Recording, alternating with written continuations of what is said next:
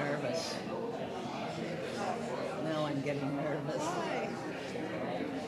You've done this so many times. What? So you've done this so many times. You'll be fine.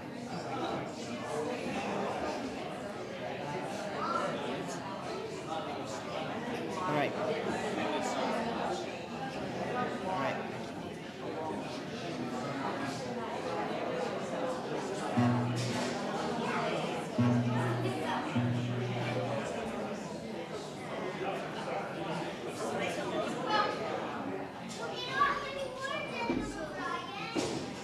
All right, when are we going to...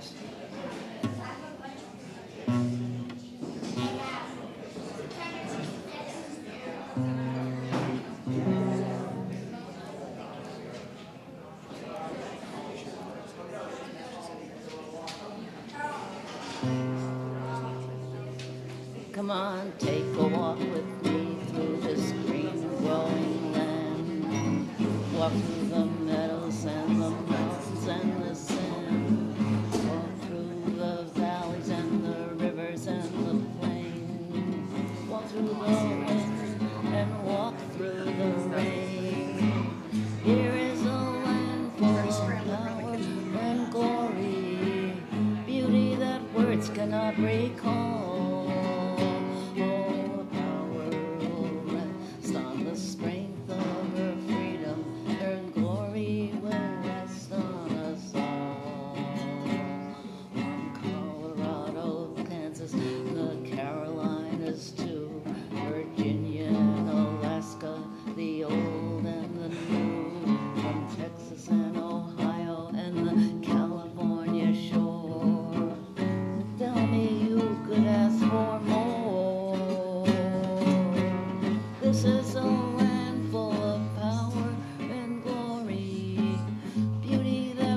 Cannot recall. Our power will rest on the strength of her freedom, and glory will rest on us all. She's only as rich as the poorest of the poor, only as free as the flag on prison door, only as strong as our love for this land, as tall as we stand. Here is a land full of power and glory, beauty that words cannot recall. Oh, the power will rest on the strength of her freedom, and glory will rest on us all, on us all.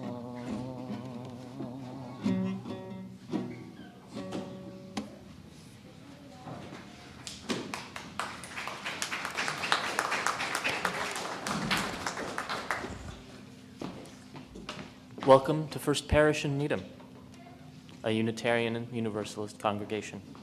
My name is Peter Panoff. I've been worshiping and participating in the First Parish community for nearly 10 years, since I walked in Christmas Eve 2016.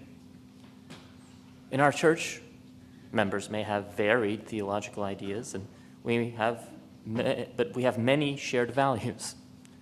You are invited to bring your whole self, your full identity, your questioning mind, and your expansive heart. Together, we create a force more powerful than one person or one belief system, with a dedication to living in a way that always centers love. You can learn more about all that's happening at this church by going to our website, uneedham.org, where you can sign up for our weekly email newsletter, the Bell Notes. And of course, you can also follow us on social media. Our speaker today is Dr. Gloria Grice. Gloria Grice has been Executive Director of the Needham History Center and Museum since June 2002. Before Needham, she was Peabody Research Fellow at the Peabody Museum at Harvard and Collections Manager for the Peabody's archaeological collections. She holds a PhD in anthropology, specializing in the archaeology of prehistoric Europe. Gloria is the author of several books and films on archaeology and local history, and of numerous articles and a weekly post on local history, archaeology, and various other topics. She hosts also a monthly podcast on Needham history and various other topics. An honorary fellow of the Massachusetts Historical Society, secretary of the Photographic Historical Society of New England, and a member of the Needham Historical Commission, the Needham Local Historic District Commission, the Arts and Cultural Committee of the Charles River, or Quinnipiac Regional Chamber, and co-president of the Great Hall Performance Foundation. Whether online or in person, and whether you're a member at First Parish or any of the other Quinnipiac UU participating congregations, we're glad you're here. Please stay for social hour so we can get to know each other better.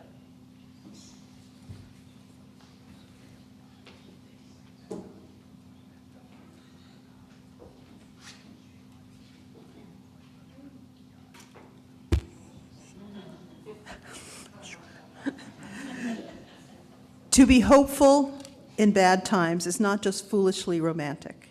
It is based on the fact that human history is a history not only of cruelty, but of compassion, sacrifice, courage, and kindness. What we choose to emphasize in this complex history will determine our lives. If we see only the worst, it destroys our capacity to do something. If we remember those times and places, and there are so many, where people have behaved magnificently, this gives us the energy to act and at least the possibility of sending this spinning top of a world in a different direction. And if we do act in however small a way, we don't have to wait for some grand utopian future. The future is an infinite succession of presents, and to live now as we think human beings should live, in defiance of all that is bad around us, is in itself a marvelous victory.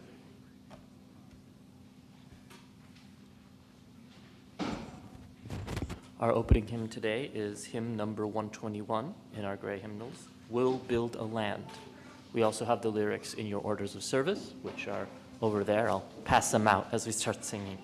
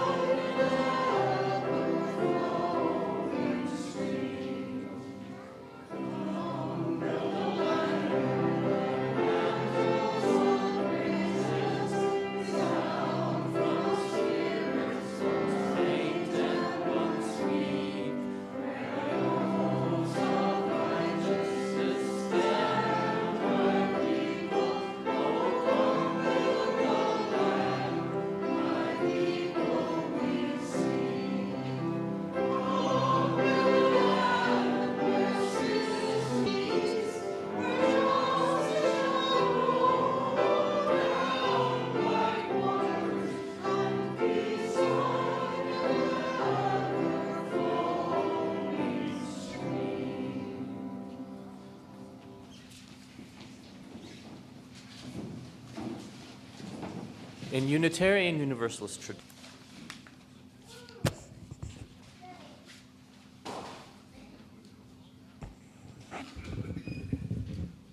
This is the time during our worship service when we share the joys and concerns that are very close to our hearts and lives. There is a time for announcements at the end of the service, but please come forward, state your name and pronouns into the mic, and briefly share your joys and concerns.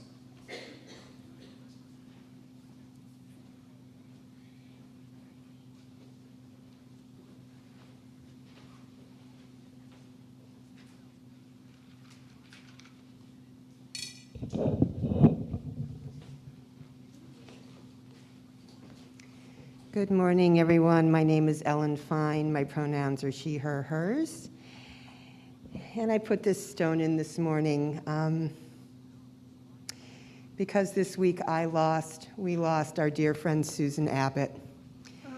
As many of you know, Susan struggled with Alzheimer's at the end of her life, but boy, what a life she lived. If you were in the League of Women Voters in Needham, you were probably there because Susan somehow roped you in. I first got a letter from Susan about pesticides. We did much activism. We did everything from sailing and going on trips to dumpster diving together and getting into all kinds of good trouble. Let's lift her up and remember our beautiful Susan Abbott, and there will be a service later, as you know, this summer.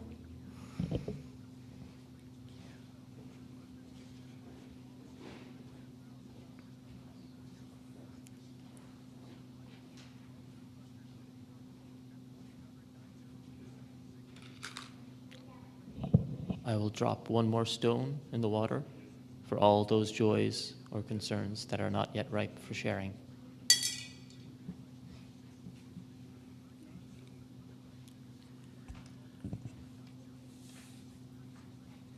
Let us take a quiet minute to ground down into this space. Breathe deeply and be still. Feel all that is stirring in our hearts. These are disturbing days to live through, and we need to seek guidance and help. Help to be clear about what the work is for us to do. Help to take action that we can as we use our voice to urge our leaders toward care and wisdom. May we, in all of our living, move with a spirit of peace so that we may be an agent of peace for all who encounter us.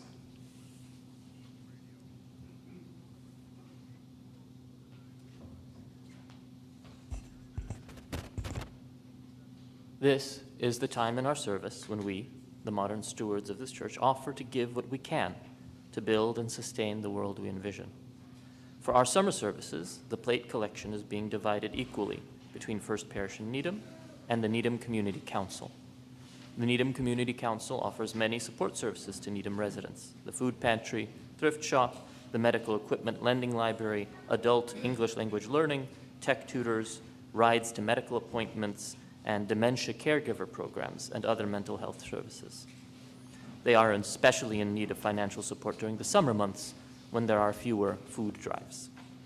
To donate, you can use our text to give method as described in the order of service and I imagine on screen, or by using the giving button on our website, uuneedham.org. If you are on site, you may drop cash or a check in the collection plate, or you can mail a check to First Parish. Please designate in the memo line of a check whether the check is for today's collection or for an annual donation. Thank you for everything you're able to give to help support and sustain this congregation and the vital work of our community partners. Please take these next few moments to give what you can and know it will be gratefully received.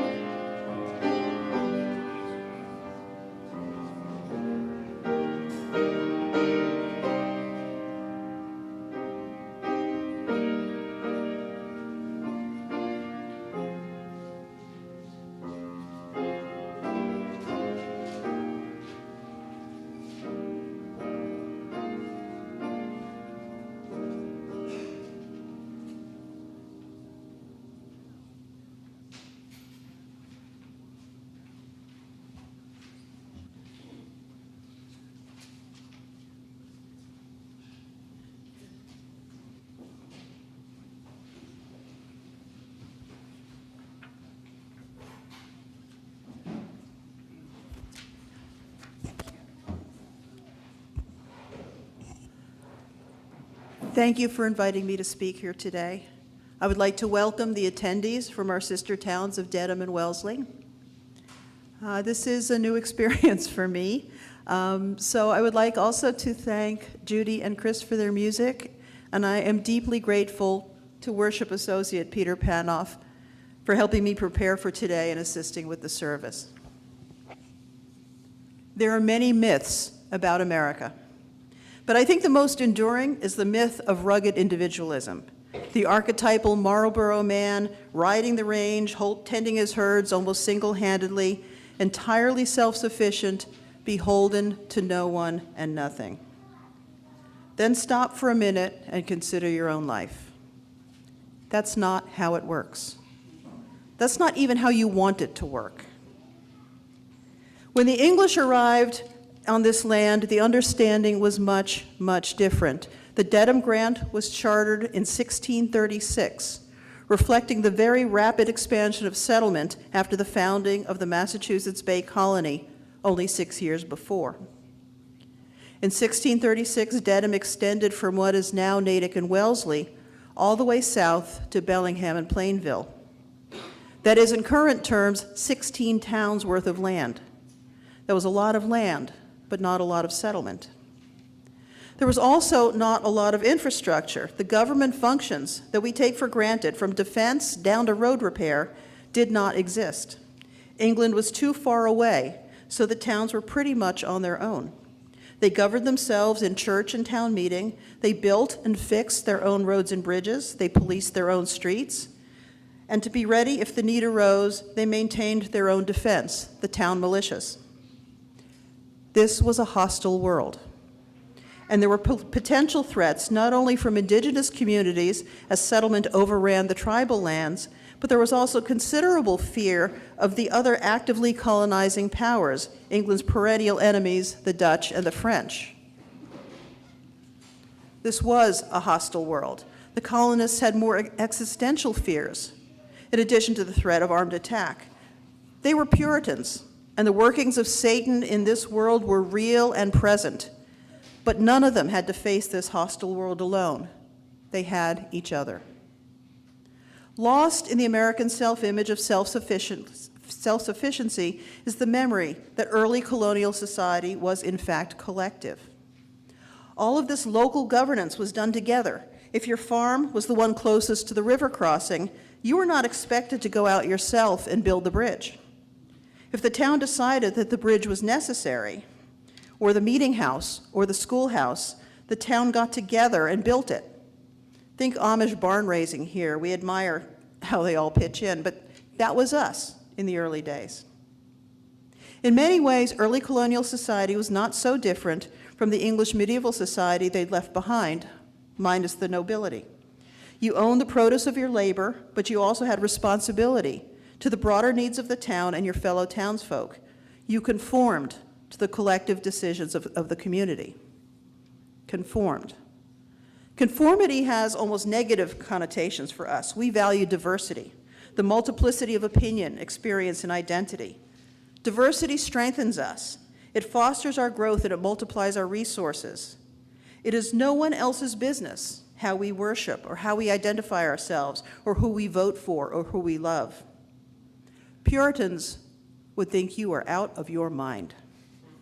Conformity was their cardinal virtue, conformity to the standards of the community, and above all, conformity to the Word of God as written unerringly in the Gospels.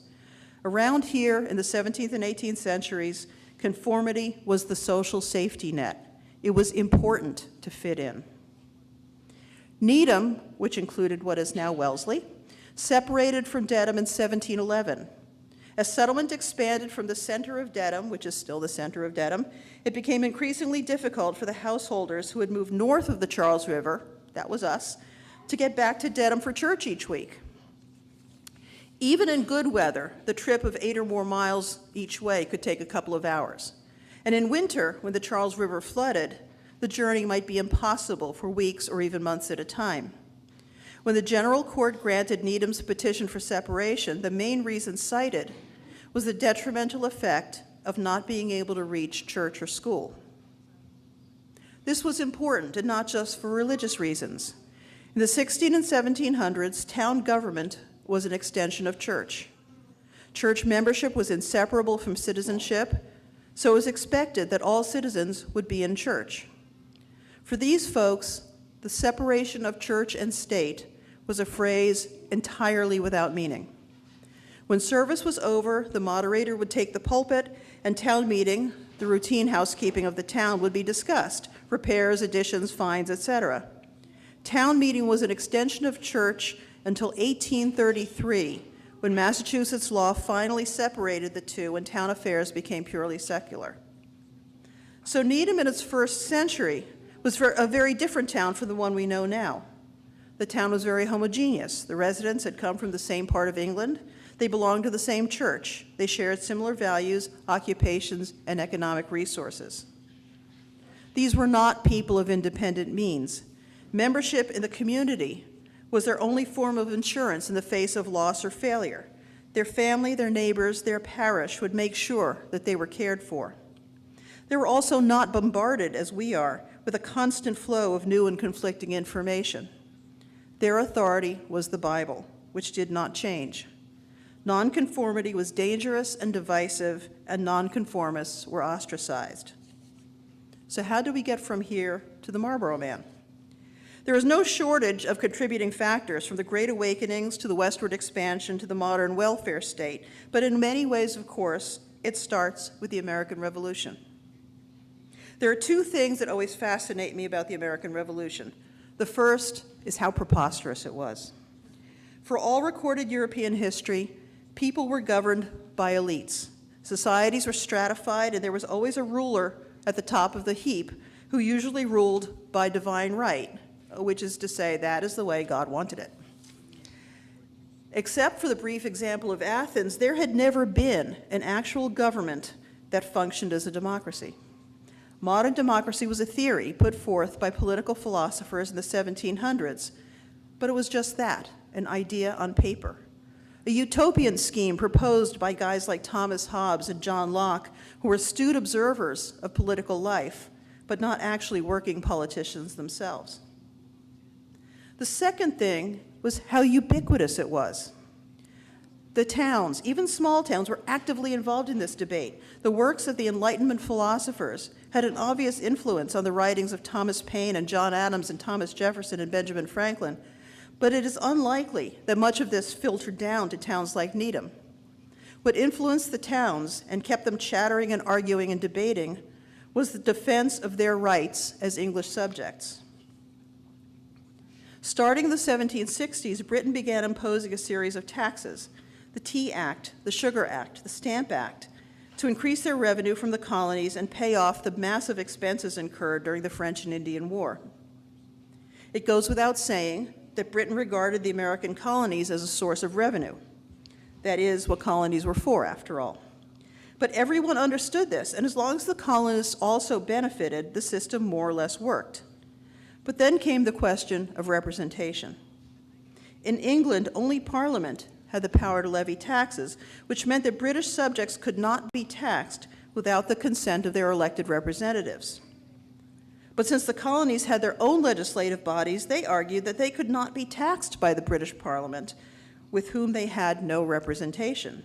This was, they declared, taxation without representation, and raised the question of how much authority Britain's Parliament should have in the colonies. And it wasn't even the money, it was the principle. The taxes were not onerous, and they were quickly repealed, but they fostered the resentment that the colonists were not being treated like other Englishmen, that they did not have the same rights.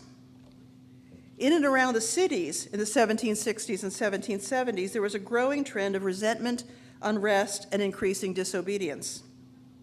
This was not the case in Needham. Needham was well aware of what was going on in Boston and the towns around it, but the townspeople, for the most part, were conservative, and the first parish minister who led them, the Reverend Samuel West, was a Tory. So on December 4th, 1773, that's 2 weeks before the Boston Tea Party, Needham Town Meeting took up the question of supporting the protest activities in Boston surrounding the cargoes of tea, and rejected it. Needham wanted no part in the doings of its troublesome Boston neighbors. By mid-1774, 6 months later, this attitude had begun to change. Britain passed a new round of laws for Massachusetts aimed not at taxation, but at the root of town governance itself. These became known as the Intolerable Acts, the Boston Port Act, which halted shipping, the Administration of Justice Act, which bypassed local law, the Quartering Act, which violated property rights, and worst of all, the Massachusetts Government Act, which dissolved the General Court.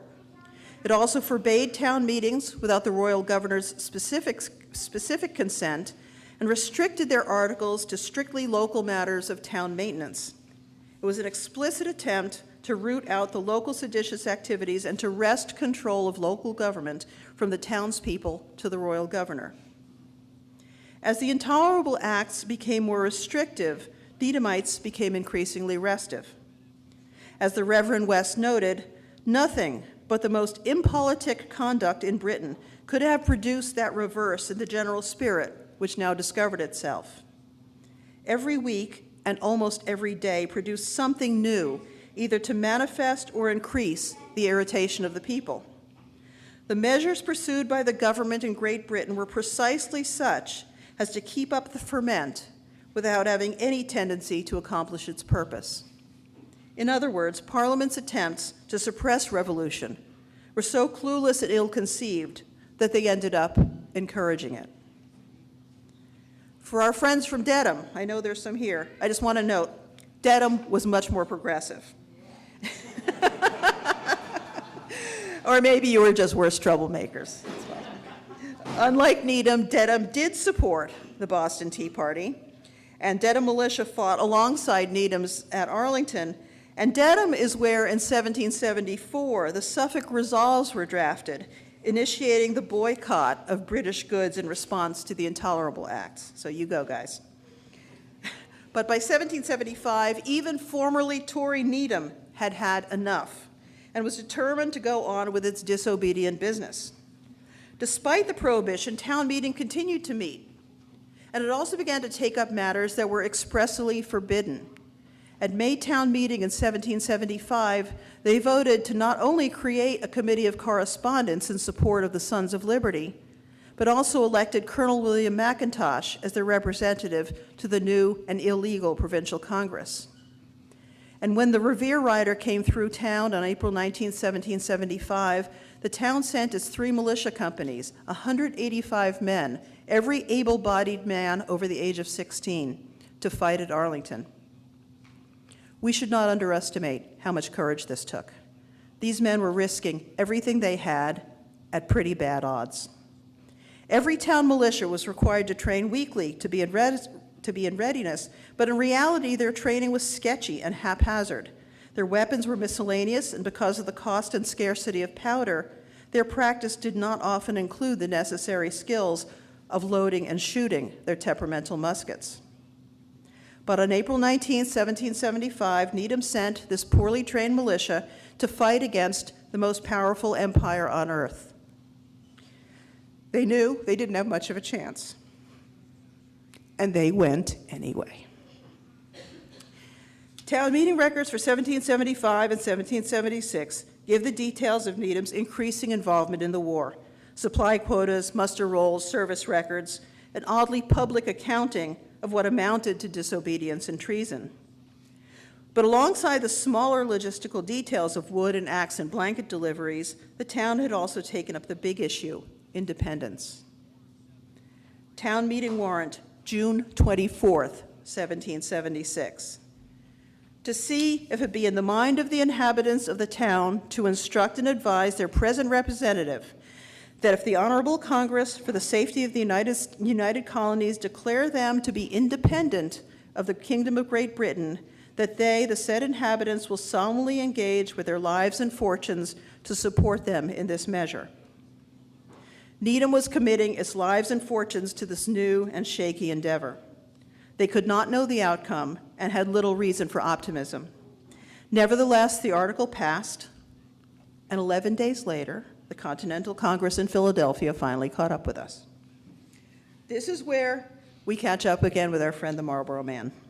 The ancient covenant of Needham, both of the first parish and the practice of the community, emphasized collective action and responsibility, the good of the community over the desires of the individual. The Declaration of Independence famously extols life, liberty, and the pursuit of happiness, elevating the freedom of the individual. Interestingly, Jefferson, who, as I mentioned, derived many of these ideas from the Enlightenment philosophers, actually altered a phrase from John Locke: life, liberty, and the pursuit of property. Happiness, Jefferson's happiness, much more sociable, much less predatory.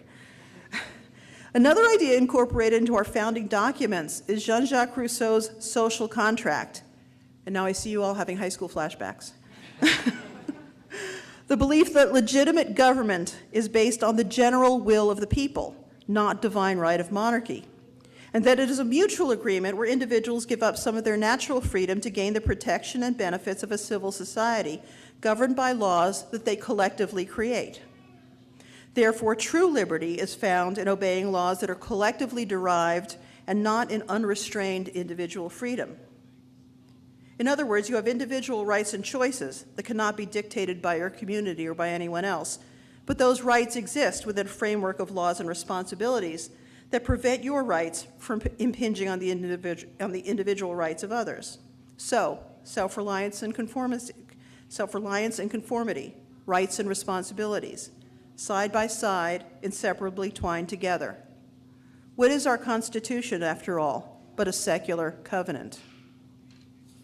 We tend to look at our early history, especially in anniversary years like this one, through rose-colored glasses. The founders were somehow wiser than most mortals, taller in stature, stronger in virtue. And to say otherwise is unpatriotic.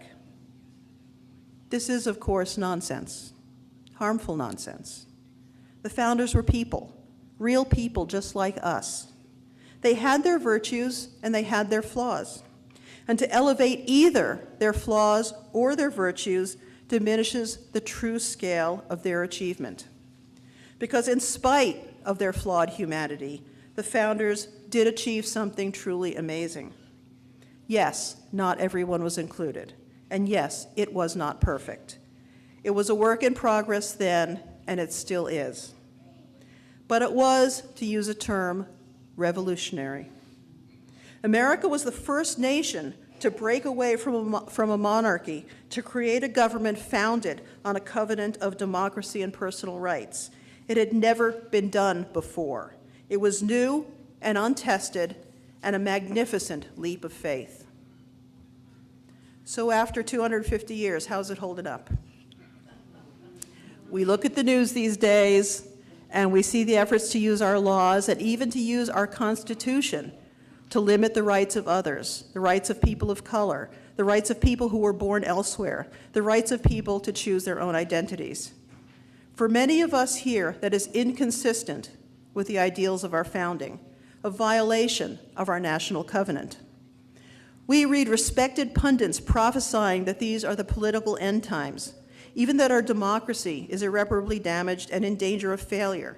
It is easy to be pessimistic right now. But I am not. I am actually optimistic. Our democracy has always been under challenge from ourselves. In a recent conversation in the New York Times, Jamel Bouie observed that every national anniversary has fallen in times of national crisis. 1826 was just after the Missouri Compromise and the rise of debates over enslavement that had begun to fracture the national unity. 1876 was the end of Reconstruction and the rise of Jim Crow. 1926 saw nativism, the Red Scare, and rapidly widening economic inequality.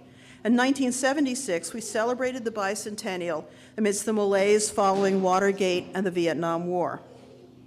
But maybe it's not the anniversaries. Maybe it's just the way we are. Democracy, by design, is messy and adversarial. Sometimes one side is ascendant and sometimes the other. But it always seems to strive for equilibrium. The process is not quick, and sometimes it is harsh. The Depression impoverished the rich as well as the poor. And it took nearly 100 years for the Civil Rights Act to address Jim Crow. A little over a year ago, we were talking about a major political realignment that would enshrine conservatism for the next few decades. A little over 2 weeks ago, we were marveling at widespread primary success of far more moderate opponents. The national elections in 6 months will give us, take your pick, a blue wave, a red wall, and/or divided government. The rightward push was met by leftward pushback. In 2016, the leftward push was met by rightward pushback. As we lit the chalice this morning, I quoted from historian Howard Zinn, "To be hopeful in bad times is not just foolishly romantic, it is based on the fact that human history is a history not only of cruelty, but also of compassion, sacrifice, courage, and kindness." So like Howard Zinn, I am optimistic. Compassion, sacrifice, courage, and kindness are always present to counteract cruelty. Democracy is actually quite hard to damage. It is self-healing. There are nearly 175 million registered voters in the United States, and large numbers like that tend to revert to the mean. But democracy is not easy, and takes a lot of work on our part, a lot of work. We have to pay attention, we have to be informed, we have to be involved. As the League of Women Voters reminds us, democracy is not a spectator sport. We have to play, and play hard. We can get tired, and we can get beat up. Like our revolutionary colonial ancestors, we know that we may lose, but we show up anyway. The game is always worth it, because the goal is so precious.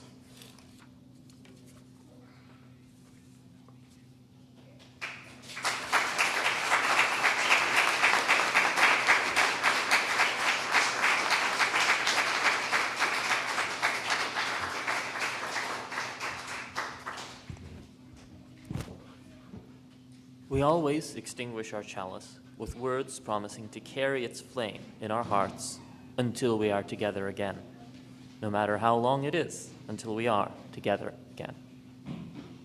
As we extinguish our chalice today, please join me in saying those words written by Unitarian Universalist minister Reverend Elizabeth Selly Jones. We extinguish this flame, but not the light of truth, the warmth of community, nor the fire of commitment. These we carry in our hearts until we are together again. So, announcements. The most important announcement, of course, is that as part of our summer Quinnipiac Consortium, the middle part of the summer will be hosted by Wellesley Hills in their nice air-conditioned chapel over there somewhere. There's more information available in, of course, the bill notes, on websites. I understand that we know what themes will be present each week, and I'll make sure to get that to people. We'll be back here in Needham's Parish Hall on, I believe it's August 23rd for the last 3 weeks of the summer. That's all the announcements I have in my head at the moment. So, thank you. Our last hymn of the service is hymn 149 in your gray hymnals, also in the orders of service, and hopefully on screen. Lift every voice and sing.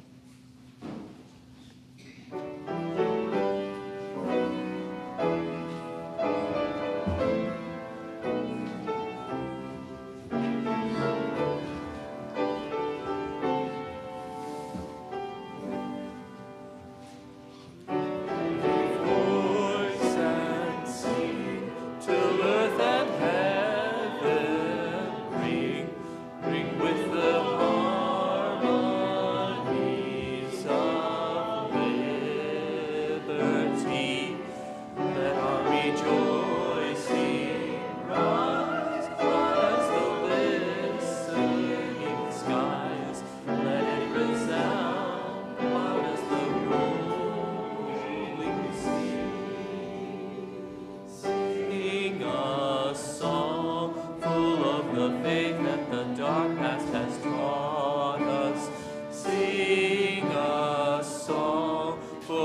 the hope that the present has brought us.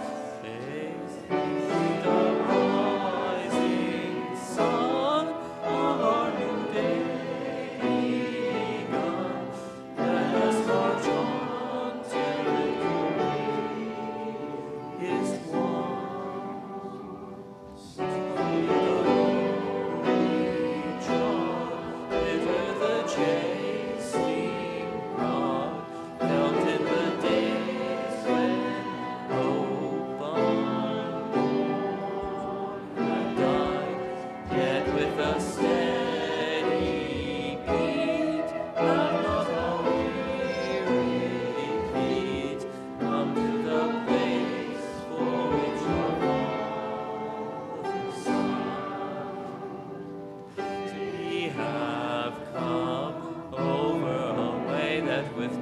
Has been watered. We have come, treading the path through the blood of the slaughtered.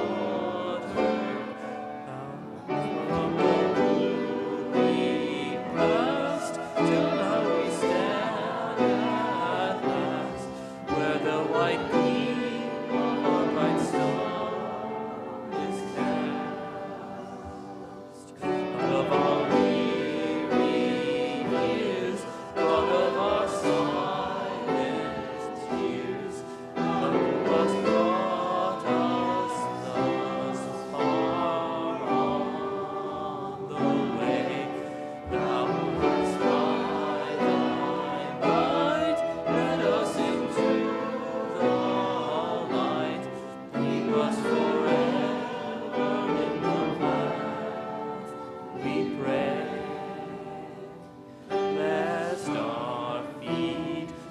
from the places our God where we met thee, lest our hearts drunk with the wine of the world we forget thee.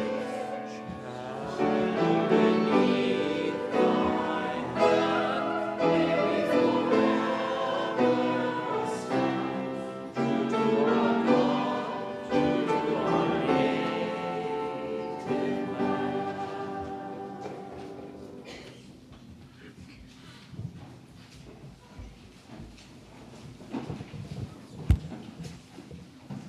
We go forward not alone, but as companions, tending to the common good with hope, with humor, and with heart.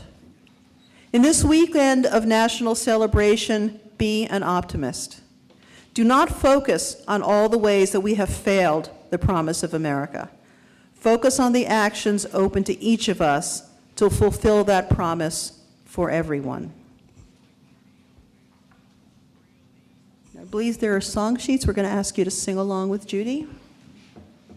Yes, please sing along with me. I think everybody's familiar with this song.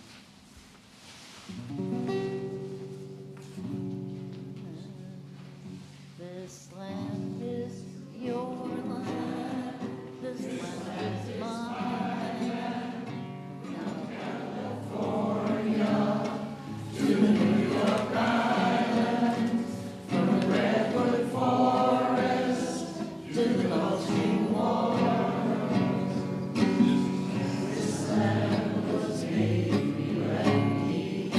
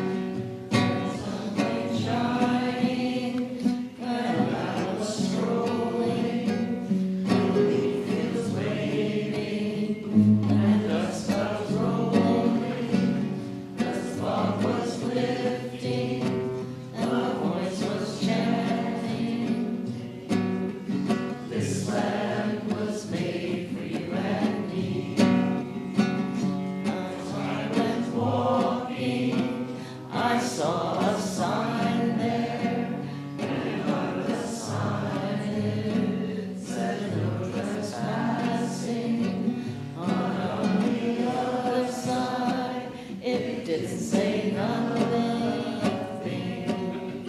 That sign was made for you and me. In the shadow of the steeple, I saw my people. Waiting for this, I see my people. They stood there hungry. I stood there asking. This land is made for you and me. Nobody living can ever stop me as I go walking that freedom highway. Nobody living can make me take that path. This land was made for you and me.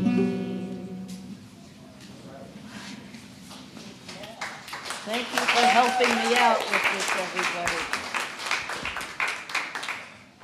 As a last reminder, we do have a small social hour. You're welcome and invited to stay for a little bit and connect.